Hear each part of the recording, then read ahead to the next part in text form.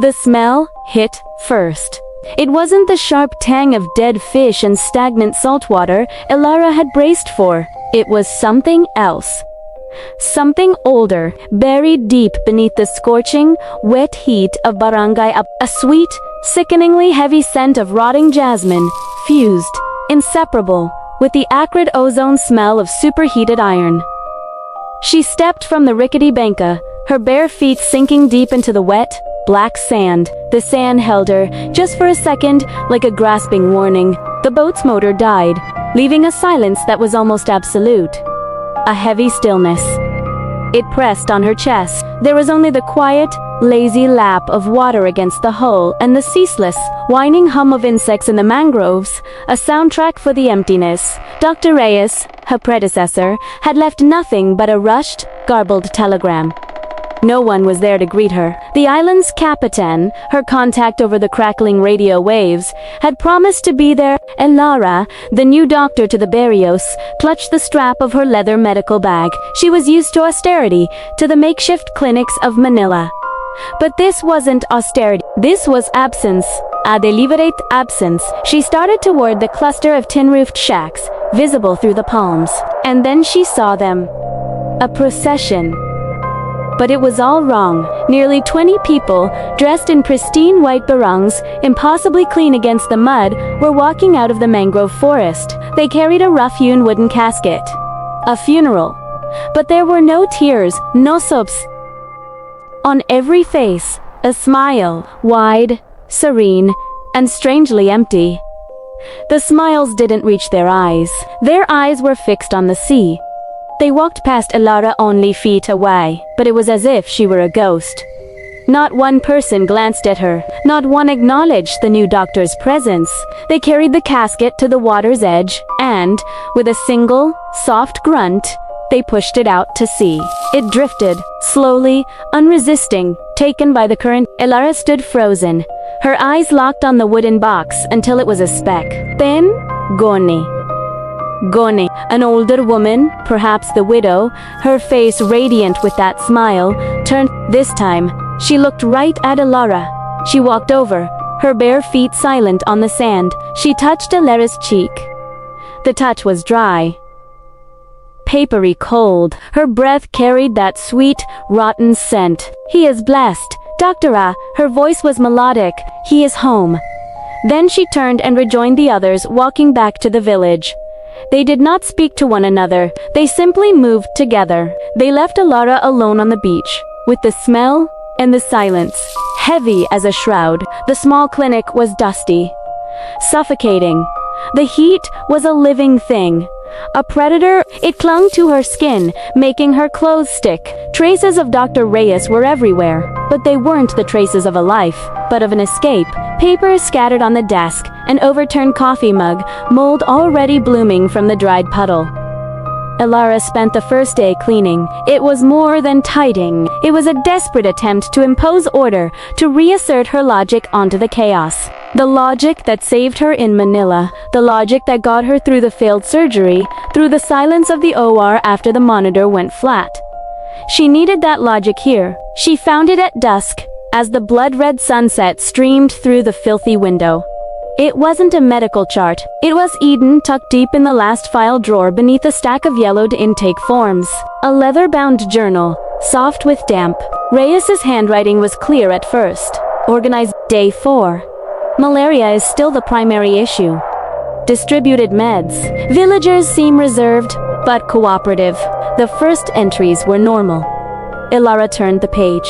The writing began to change, growing thin and rushed. Day 17. The storm last night was terrible. It brought something ashore. They call it Biyaya ng Dagat, the blessing of the sea. Looks like a bioluminescent algae, but it isn't. It has a smell. God. The smell, like honey and burnt copper. Elara paused. Her heart skipped. That smell. It was on the old woman's breath. She read on.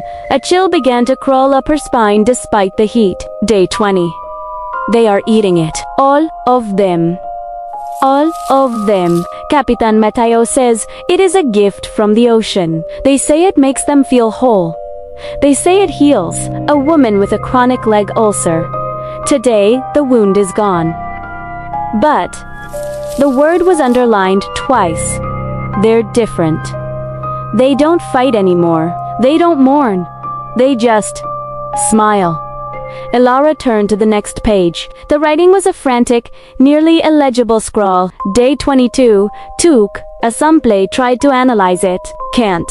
It doesn't react to any agent. Under the scope, its cellular structure is unknown. It's almost, God, forgive me. It's watching me. It pulses. It's alive. Alara's hand began to shake. Day 25, they won't eat fish, not rice. Only the biaya.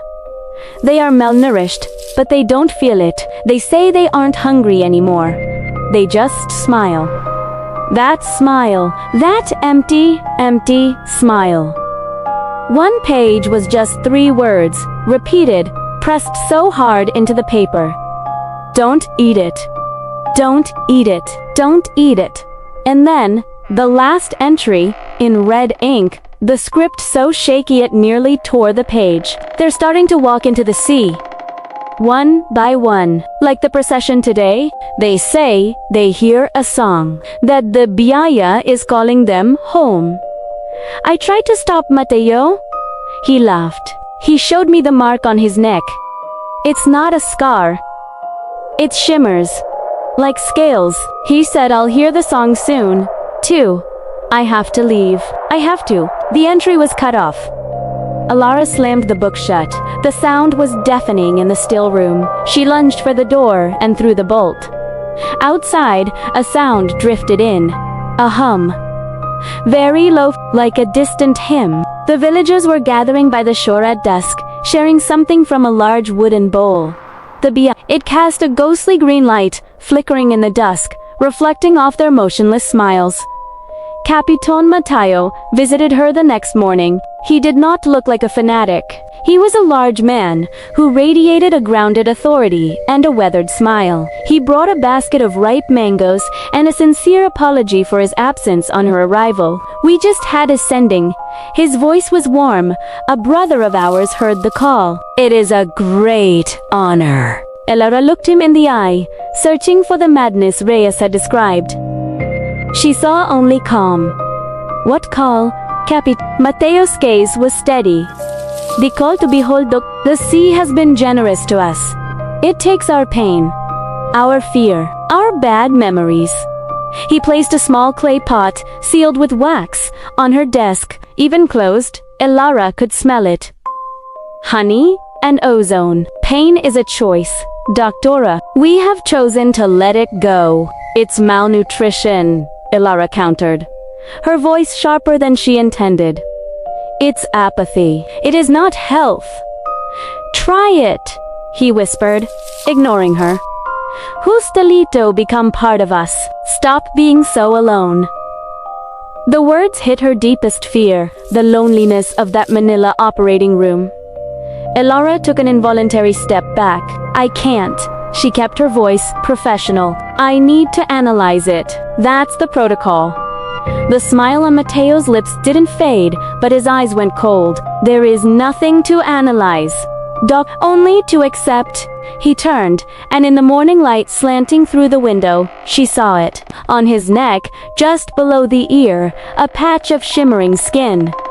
It wasn't a scar. It was a small, iridescent patch of scales, arranged in a perfect spiral. It touched me first, Mateo said, his voice full of pride. It chose me. He left, leaving the pot on her desk. Elara picked it up with forceps, opened the window, and threw it hard out the window. She heard it shatter against the rocks, but the scent remained haunting. She tried to work, tried to hold on to logic. She found Leah, the young mother she had examined 2 days prior. Leah was sitting on the steps of her shack, rocking gently to the rhythm of that wordless song. Her eyes were milky, blissful. Her small son, Paulo, about 3 years old, played at her feet. The boy scooped up a handful of black sand and put it in his mouth. Elara rushed forward. Laya, no, Paulo. He can't eat the sand. Laya looked up at her, and for a second, the emptiness in her eyes was replaced by something that looked like pity. "It is not sand, Doctora," she whispered. "It is the promise." Elara looked at Paolo's fist. Mixed in the sand were flecks of green light. He was eating the biaya from the beach. "Leia, stop him. He'll get sick." "No," Leah said, her smile widening. "It will make him strong. It will make him here soon." Like his father, Paolo's father, Elara checked the records. His name was on the list of those gone home, the procession with the empty casket. "It was for him. You are pitiful, Doctora," Leah said, her voice airy, still so afraid. Still in so much pain. A cold terror ran down Elara's spine. She backed away. Leah and Paolo resumed their humming, in perfect, unsettling unison. Reyes's journal echoed in her mind. They hear a song. The next days were a waking nightmare. Elara tried to radio the mainland. The radio just hissed. But beneath the static, she swore she could hear the rhythm of the song. She saw fishermen sitting in their boats, nets full in the hulls, but they weren't fishing. They were just sitting, staring at the water, humming. She saw the children playing. They didn't shout or laugh.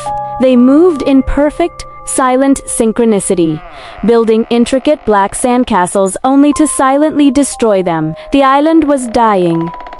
Or worse, being reborn into something else. And then the storm hit. It came with no warning, a gray wall of wind and water. It wasn't a normal tropical storm. It was violent, and strangely, personal.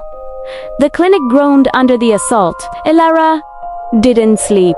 She barricaded herself inside, listening to the roar of the ocean and the scream of metal from the tin roof. And under it all, the humming.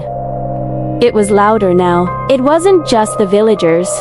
It seemed to come from the storm itself. From the ocean. As dawn broke, the storm vanished as quickly as it had come. Elara stepped outside. The air was thick with ozone and honey. The island was transformed. Trees were down, but the beach... God, the beach. The entire lagoon was covered in it. The biaya, it wasn't in flecks anymore. It was a thick, mucilaginous carpet, pulsing gently, glowing with a painful, vibrant green. It glowed even in the dim morning light. And the smell. It was overwhelming, nauseatingly sweet. The villagers stood at the water's edge. All of them. They weren't smiling anymore. Their faces held an expression of terrified reverence. They stood, immobile, staring at the glowing mass. Then, Capitan Mateo stepped out from the crowd. He raised his hands. "It is time," his voice boomed over the waves. "It has come for us, to make us whole, to wash away the old world." He waded into the water, ankle deep in the glowing slime. He bent, scooped up a huge handful, and brought it to his mouth. A single, ecstatic sigh rose from the crowd. Then, as one body, they followed. They weren't people anymore. They were celebrants in a ritual. They began to eat. They scooped it up, smeared it on their faces, their chests. They giggled and wept with joy. Leia took Paolo's hand, and they waded in together. Elara screamed, "Laya? No. Stop." But her voice was lost in the rising hum, a chorus of madness. Leah looked back at her. There was no recognition in her eyes, only the blank, green light. "Come," Leia called, her voice blending with the others, becoming a multitonal, singular sound. "The song is so beautiful." Elara turned and ran. She ran, not for the clinic, but deep into the mangroves, to the one place Reyes had warned about, the banyan tree. The journal had read, "They gather under the old banyan. They say it's where they hear the song clearest, where the biaya speaks to them.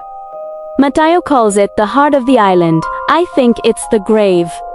Elara didn't know why she ran there. Maybe she thought it was the only place they wouldn't be. She crashed through the wet vines, slipping in the mud. The air here was thick and utterly still. The banyan tree loomed, a vast, chaotic architecture. Its aerial roots hung down like emaciated arms, plunging into the wet earth. It was bigger than any tree she had ever seen. And it was quiet. Too quiet. The humming from the beach was gone. There was only the sound of her own ragged breathing. She leaned against one of the massive roots, trying to catch her breath. And then she realized the ground beneath her wasn't mud. It was soft, and it was moving. She screamed and scrambled back. They weren't roots. They were pale white, like the flesh of a deep-sea creature, and they were pulsing with a slow, sickening rhythm. The entire ground under the banyan was a mass of living flesh. The banyan wasn't growing on the island. It was part of something. Something deep below. Elara looked up into the dense canopy. And she saw them, Dr. Reyes, the old woman who had greeted her, Paolo's father, dozens of Bodis. They weren't dead, they were suspended in a glistening web of roots, pulled high into the foliage. Their skin glittered with scales. Their eyes were wide open, milky white, and their mouths were stretched in those empty smiles. Their flesh was merging with the bark, their fingers and toes elongating into new twigs. They were being absorbed. The biaya wasn't food. It was a catalyst, an anesthetic. It is not a gift, a voice said behind her. Elara spun around.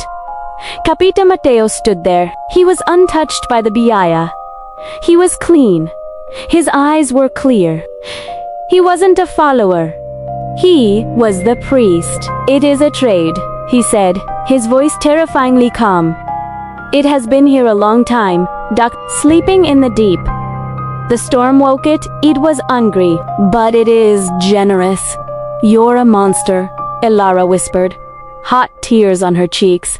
Mateo shook his head, a genuine sadness in his eyes. I am the shepherd. I bring it food, and it gives us peace. No more fear. No more loss.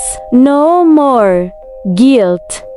No more guilt. Only connection. The ones who walk into the sea, they don't die. They are answering, but it needs tenders, keepers, for the cocoon. Like Dr. Reyes. Elara looked up at Reyes. His blank, white eyes seemed to stare right at her. A single drop of green slime fell from his naked body. He tried to escape, Mateo said. He tried to take Leah away. It didn't like that. It needs Leah and the child. A cold worse than fear shot through Elara. The child. It needs new flesh, Mateo said simply. New voices for the song. And now, it needs you. The villagers emerged from the mangroves.